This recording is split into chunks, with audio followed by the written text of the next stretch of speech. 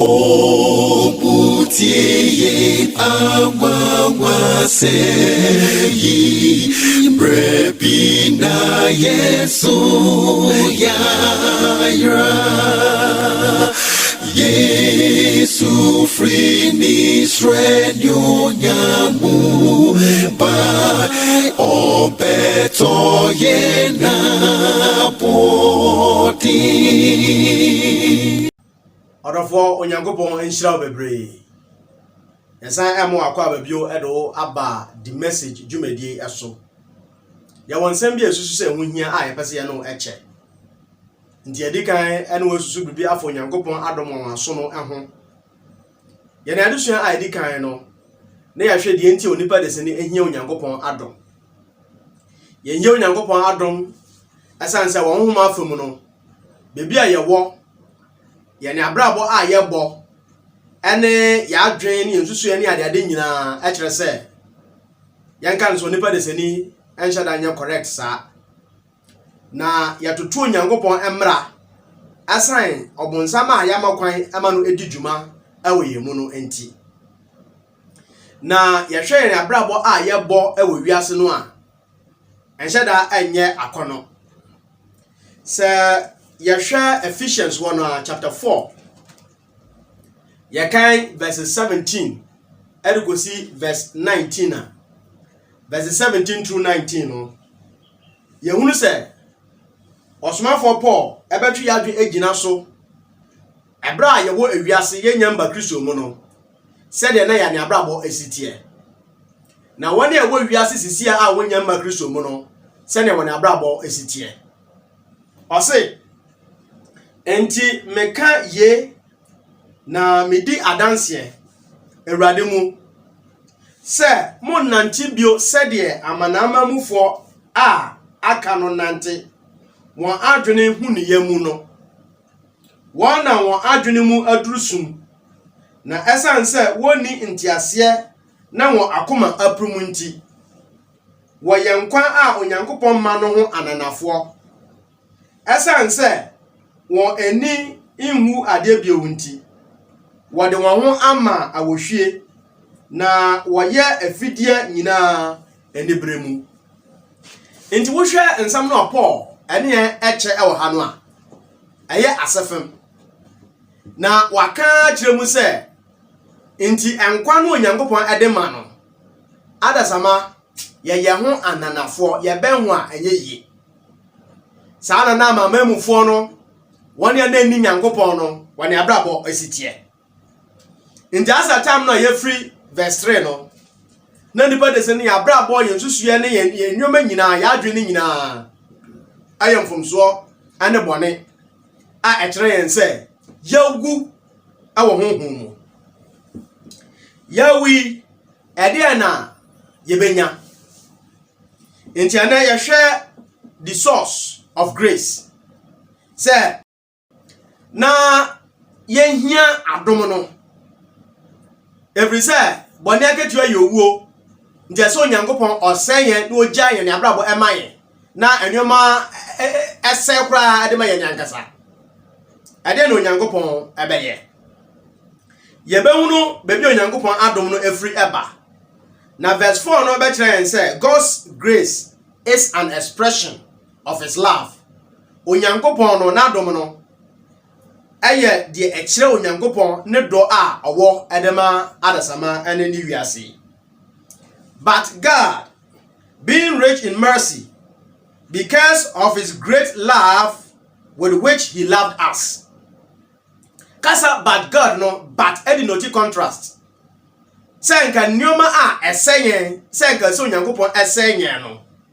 Onyankopon decide say obey otherwise obey bibi sronko and was say onyankopon no being a great changer no oye say obegyen and was say onyankopon a mobrohunu anyina ewo no esa no do a edoso a odedonyen no he is rich in mercy onyankopon adom edoso onyankopon adom no ehin efiri baaye efiri onyankopon ne mu and say onyankopon do wiase nti and what then the double back on and my and the expression of Onyankopon ne do. And Onyankopon na domino, I will say a rich in say more than enough.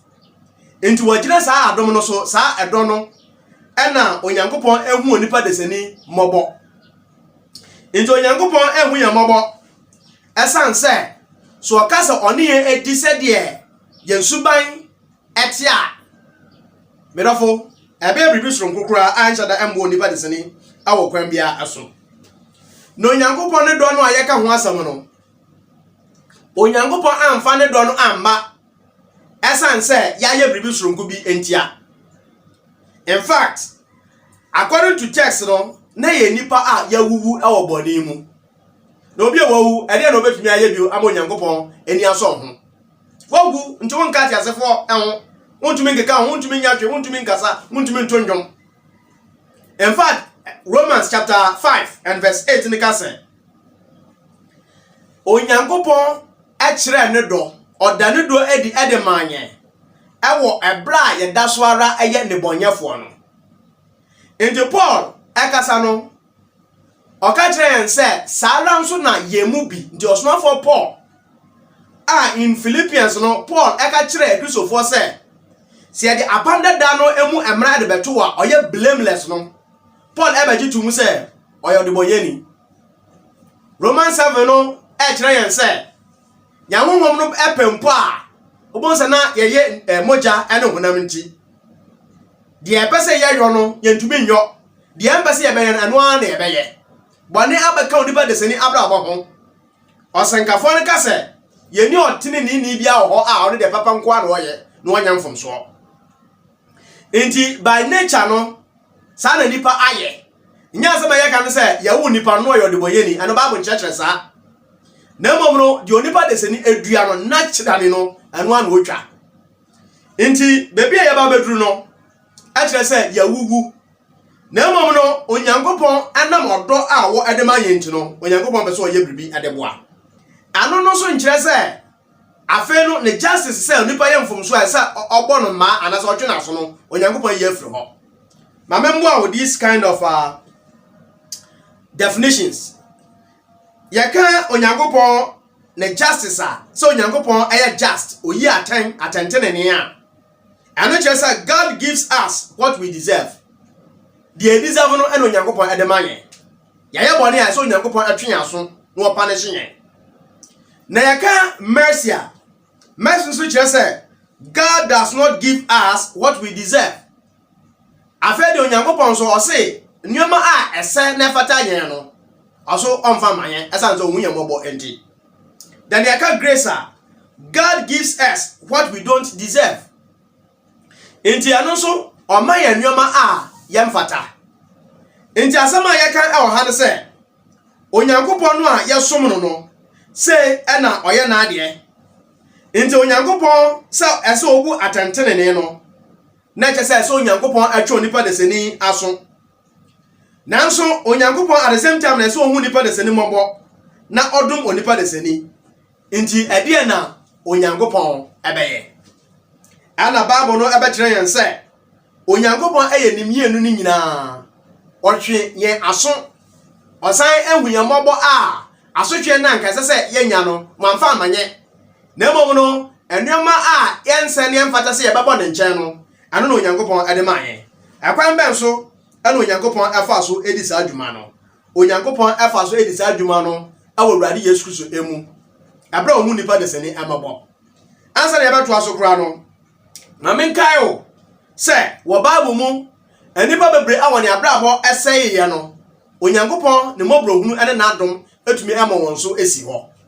Daniel chapter 4 and Nebuchadnezzar. Awan fo Onyankopon anya hwe.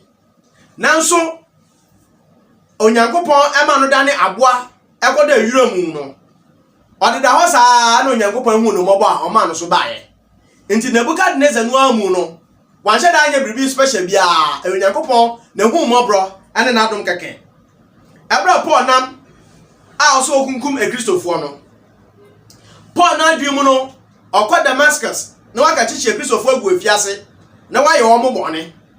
Wakwan no so eno Onyankopon hu mobro ne na adom. Yesu ehia no a echire osmanfo Paul etumi esesa na brabo yahwe Corinthians enwoma emu 1 Corinthians chapter 6 verse 9 through 11 no obobo boni ahudo bebre ana Corinthians no aye edwaman ne amim ne awareseye ne kronobo ene enwoma ensem fata bebre nanso Paul ka se ana onyankopon ne humobra ne na adum ntino onyankopon ete wo mo ebu wo mo ben odware wo mo through esubo we kire se despite the onipa deseni ebeye bia no because of onyankopon ne don ntino onyankopon hu onipa deseni mobo na ohweye and you were dead but God ebeye bribi ede na onyankopon ebeye God's grace accomplishes much for sinful men. Verse 5 and verse 6 and it said, even when we were dead in our transgressions, made us alive together with Christ.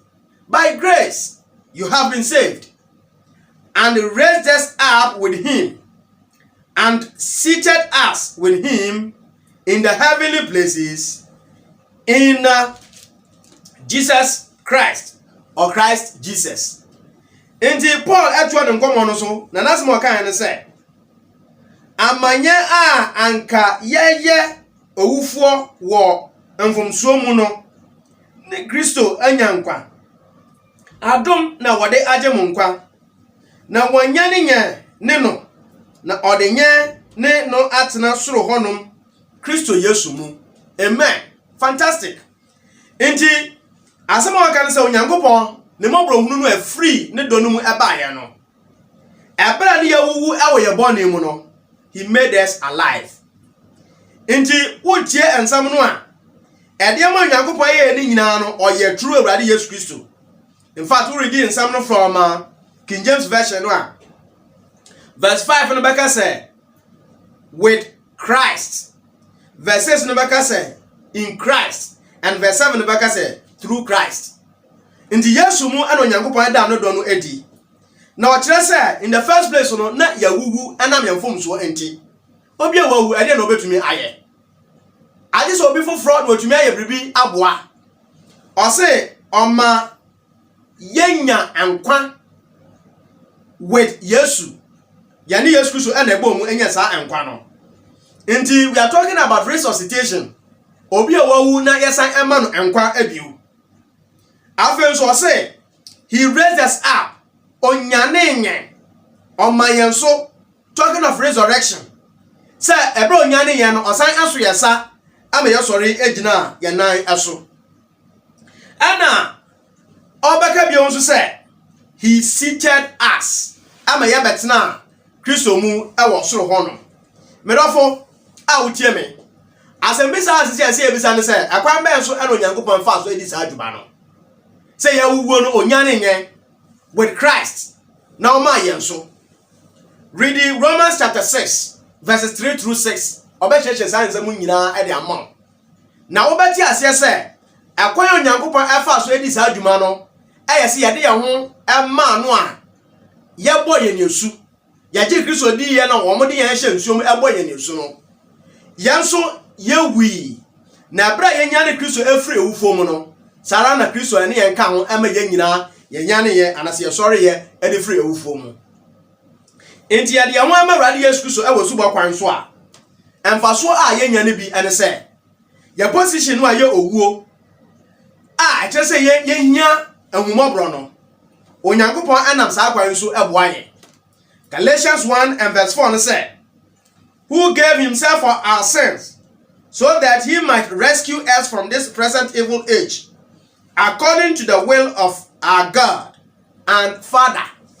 I say, Awurade Yesu ede ne ho emanye. Esa yemboni enti, so obegye yen afri ewiase boni emu. Said ye Nyankopon eja no epe etie. Enti Yesu Kristo ne ho a ode bama ye o cross no so no. Or the rescue ye, or the deliver ye, or the jinya afri boni ne nsusuanso emu. Colossians 1:13 say, for he rescued us from the domain of darkness and transferred us to the kingdom of his beloved Son.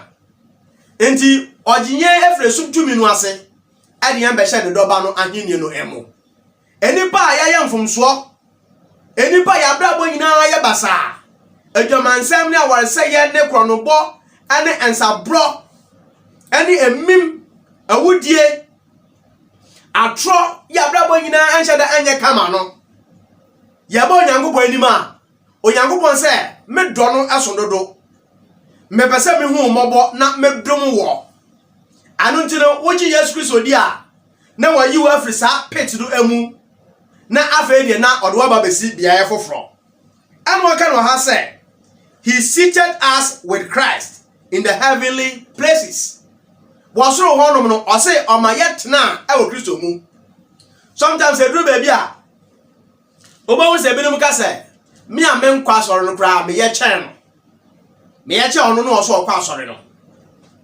na kra ba kwa wo se obinum wo a wo nkwa asore de ba to wo nye Kristo fo but obi ode no ho ama nyamsom papa ya kan sampa no waje dia sa kire na adwe ama ya bo no esu no there's no way out to me aye e dia kire no entumi nya possible de biara da o say one ya tisa no yet Kristo ni mu we are seated in Christ ento wona ma fam no ohu ya say ye na ekro no bra Hackman na ekro no bra Dennis na ekro no bra Tio na ekro no bra Frank na ekro no sister Ama na ekro no obati uba hunu say ohunu ya say na but spiritually wo honhom mu no me dof awuje me yet Awurade Yesu Kristo emu yet Kristo mu e wo soro honom heaven no aye Kristo for bia aye nani e kire na o say abra ya man ye so aso de free ensuo no mu e wasubo mu no ana ode yan betina Awurade Yesu Kristo emu a sese no wo honhom afam no e Kristo for e wo heaven na honam afam de wo mu ye say ye nam ha ana ho no so o say yet wo we are seated we are not working me don't for awuche me Hebrews chapter 10 verse 11 and 12 no ana o kire mu say kane no apamda da mu asofo no wo mu ye adwuma wo mu gina ho na wo mu ye adwuma ni wi a na wo mu akwa kwatena ase ane ye asofo mpanifo no Yesu Kristo no oye asofo pani no nso o say na adwuma no wawie ni nyina once and for all on the cross no eso nti Awurade Yesu Kristo ete onyankopon ne nsa anifa so nti say Yesu Kristo te wode kire say wawie na adwuma nyina imagine the same way no we are seated in Christ no yet ase awo Kristo mu no kire say ye ni adwuma bia yo adwuma no a asese ye ne adi nya enkwaje no Awurade Yesu Kristo aye ni nyina ade amanye anwa no say ye gi Kristo adie na enkwaje no ye gi ode kye ye enkwa me do for awuje me ye to enkoma no so verse 8 and 9 no a obebiebie sa ansam nani e de akere yen na mom no Revelation chapter 3 and verse 21 neka say he who overcomes I will grant to him to sit down with me on my throne as I also overcame and sat down with my Father on his throne. And Jesus so the obedi nkunim no talking to Christians no also obi obedi nkunim no mbama oni no one me atra me Yesu Kristo mahinwa no eso said ya na no me di nkunim e wo wo so na me betena meja ne nsanifa e wo na hini no eso no enti Kristo for enoma Ephesians chapter 1 oka chen so nyankopon tumi no oye mu adwuma wo Awurade Yesu Kristo mu so nyane no efri ewufo mu ede no betena ne nsanifa so no ye ne ye de ho ma Awurade Yesu Kristo wo subo mu no sa no nyankopon enyane nya efri owuo abone ne mfomso ade yan akwakoto mu no eso na oman so ade yan betena Kristo na hinwa no so e wo soro honom amazing grace ye ne aga se prapra ya de koto bola so no onyankopon ne do a ode ne hu mobro ane na adom e ba ye no afedi ye di hene e wo heaven ho we ane ye message a Kristo for ye kura we ne nsama Awurade Yesu Kristo e de asoma ye se efankoma adasama wenti ana ye nsama ye ka ne friend say ansampa gospel glad tidings nsama ye de wona wakokodi bone ama yabu atense ese ye sane wo ese ye yiwu every atiasefo asase so na at the point of your death no wonu hu na wusu frɛ na wunya ojefo na obi abase afɛ de wuwo na ese wuwo no me ba bewu ede ama wo no how are you going to feel onipa be ne onsro wu nti obi ba be di sa adwuma no e de ama wa medofo a wo tie me ebeye enigide se woni kire owu kwan so woni kire obunsam gem na Yesu se me pese me dane wo na me de woni e kire osoro anyene no emu no we beye enigisam e de manye. It makes God's grace amazing. Medofo a wo tie me na onyankopon the grace no ayin na free eba. As a matter of fact, God's grace begins and ends the Christian life. A Christian for you na abra bono aye bono e hia with Adam na wie with Adam. Na Adam na ye ka ho asam no.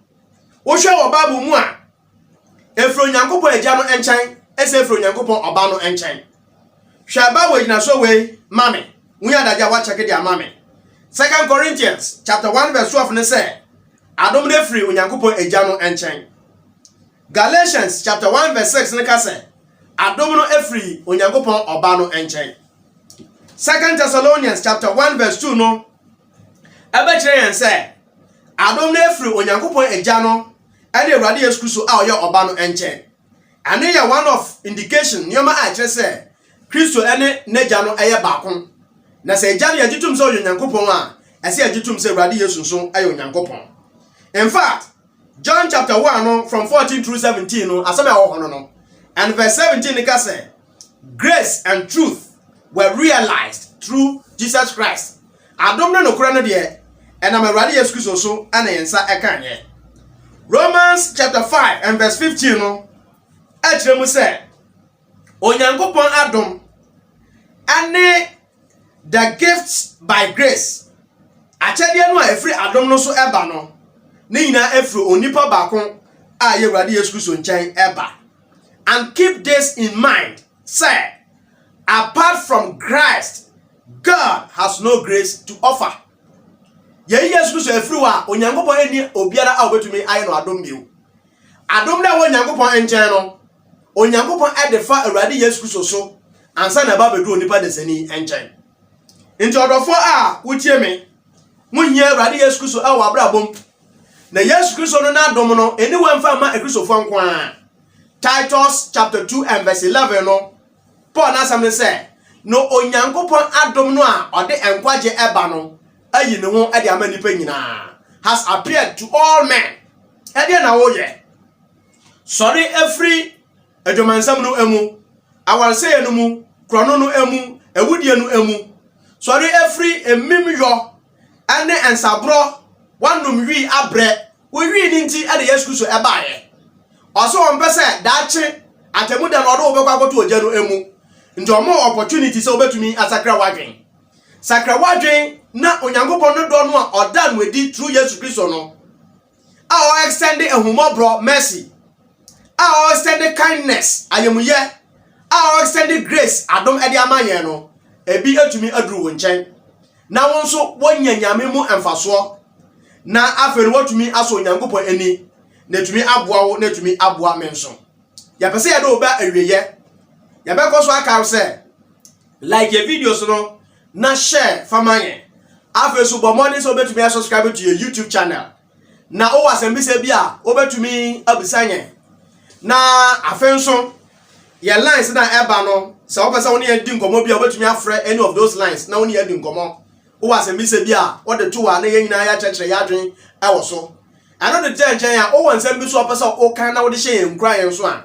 ano so ye gye ne nyina atum kan wo na ye nyina ntumi hunu se ye nyina na ye bom na ye di sa adwuma no amadwuma kese na Awurade Yesu Kristo eye ye de ma adasama no nyame nkuto ena se menya so mfaso adasama nyina ntumi anya so emfaso ane the message no a ye de anam no nyame ya adoma ye beto so ni ahwe the channel of grace akwan a nyankopon fa so na ma na adom no free Awurade Yesu Kristo nche no eba bedru yanche. Amazing grace. Amen. Why not ye free diarama Senya biba sin ya sena oye